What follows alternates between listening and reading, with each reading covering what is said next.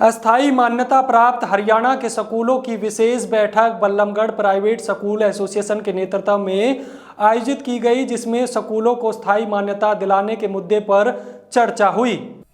बल्लभगढ़ के private school association के प्रधान चंद्रसेन शर्मा ने कहा कि 2 लाख फीस के साथ हर साल कुछ महीनों के लिए अस्थायी मान्यता प्राप्त स्कूलों को मान्यता दी जाती है,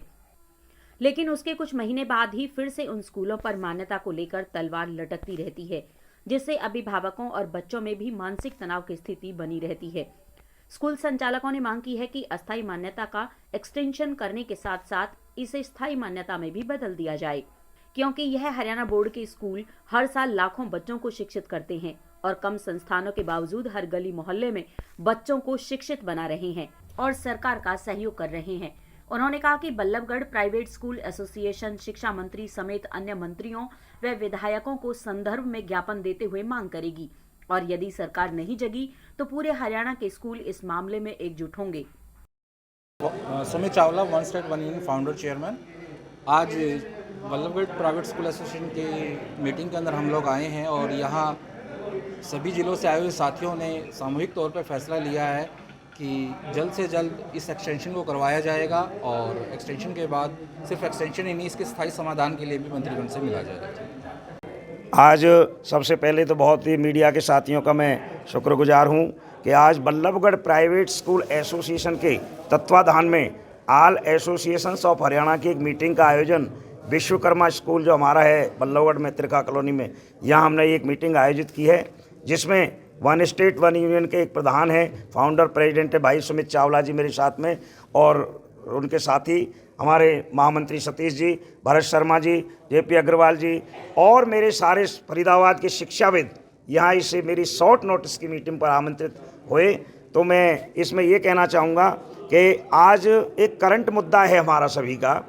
कि फरीदाबाद के अंदर, हरियाणा के अंदर 2 प्रकार के स्कूल की कैटेगरी बनी हुई है। एक स्कूल हैं जो परमानेंट स्कूल हैं,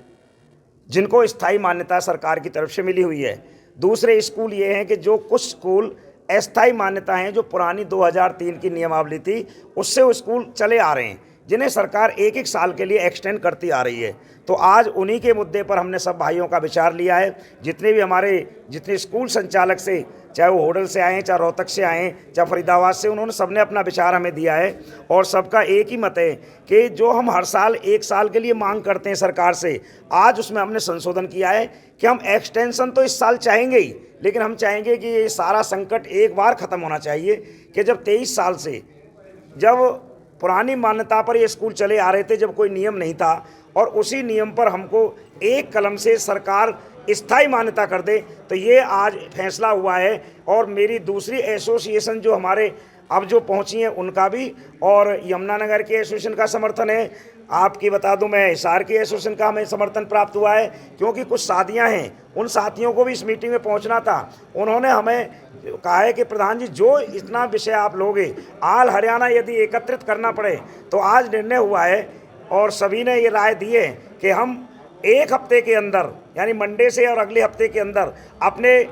5 विभागों के मंत्री मूलचंद शर्मा जी, उनको मिलेंगे, उनसे इस गुहार को लगाएंगे। आपका फरीदाबाद का सारा मीडिया वहाँ होगा। उसके साथ हरियाणा के शिक्षा मंत्री जो हमारे कंवरपाल गुर्जर जी हैं, जो हमारी सारी बातों को अच्छी तरह से सुनते हैं, हर साल हमें एक्सटेंड करते हैं। हम कहेंगे कि एक्सटेंड के साथ साथ हमें परमानेंट इलाज चाहिए, क्योंकि उस समय जब ज़मीन का कोई शर्त 2003 में नहीं थी, तो क्यों ना इन्हें 1 साल एक मुश्त इन्हें परमानेंट कर दिया जाए। और एक विचार आया है, क्योंकि सरकार ने एक लेटर निकाला था, मैं आपके संदर्भ मीडिया के माध्यम से सीएम साहब तक और शिक्षा मंत्री और मंत्री जी तक बात पहुंचाना चाहूँगा, क्योंकि उन्होंने एक लेटर निकाला था जो 10 साल की मान्यताएं जिनकी परमानेंट हो गई हैं। हमने बहुत जोर से 150 लोगों को मिलकर के मंत्री जी को ज्ञापन दिया था और 1 हफ्ते के बाद वो लेटर वापस हुआ, और उस लेटर की जगह उन्होंने एक अंडरटेकिंग लेने के लिए कहा है कि जिनको 10 साल हो गई हैं, और उसमें 3 लाइनें लिखी हैं कि आपकी प्लेज मनी चेंज नहीं होगी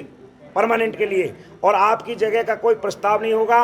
और आप जो 2000 केवल आपको अंडरटेकिंग देनी होगी। और उसमें लिखा है एग्जिस्टिंग और डीम्ड रिकॉग्नाइज्ड स्कूल। मैं आपके माध्यम से, चैनल के माध्यम से ये कहना चाहता हूँ कि हमारे शिक्षा मंत्री, मुख्यमंत्री और मूलचंद जी जो 5 विभाग के मंत्री हैं, वो इस बात पर गौर करें, क्योंकि ये स्कूल कम फीस पर गली में, देहात में या कॉलोनियों में शिक्षा देने वाले स्कूल हैं, जगह बढ़ाई नहीं जा सकती। जब 25 साल से स्टेट टॉपर का ये रिजल्ट दे रहे हैं तो हमारी मंत्रियों से, शिक्षा मंत्री से, मुख्यमंत्री से ये मांग है कि इन्हें वन टाइम एक शर्त पर, जैसे आप हरियाणा के गेस्ट टीचरों को रेगुलर कर सकते हैं तो इन्हें भी इसी तरह से रेगुलर कर दिया जाए। और चाहे वन टाइम